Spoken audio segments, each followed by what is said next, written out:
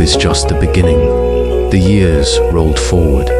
Ishan turned 30, surrounded by people who called him a visionary, a changemaker, a hero. Magazines listed him among the most influential youth leaders of the decade. His inbox was flooded with invitations.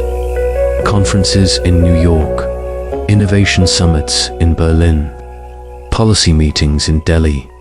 But none of those moments compared to one quiet morning in his village. He was sitting outside the old school building, the one where he once borrowed torn books and scratched equations on chalkboards that barely held. Together, now, it had solar panels on the roof, computers inside, and students speaking about robotics in their native tongue. It wasn't a miracle. It was a ladder, built slowly, patiently, step by step. And as he watched Amina, one of his first ladder scholars, teaching a class of 12-year-olds about circuit boards, Ishan realized he was no longer climbing. He was watching others rise.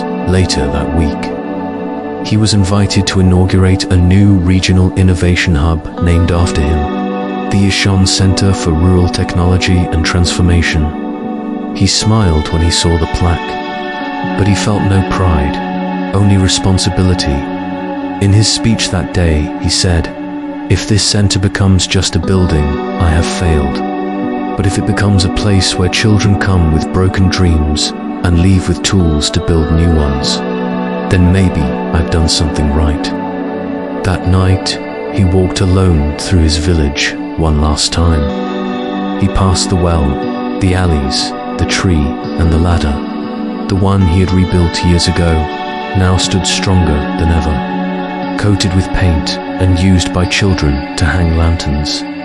During festivals, it had finally become what it was always meant to be, not a symbol of escape, but of return. In the coming months, Ishan began quietly stepping back from the front lines.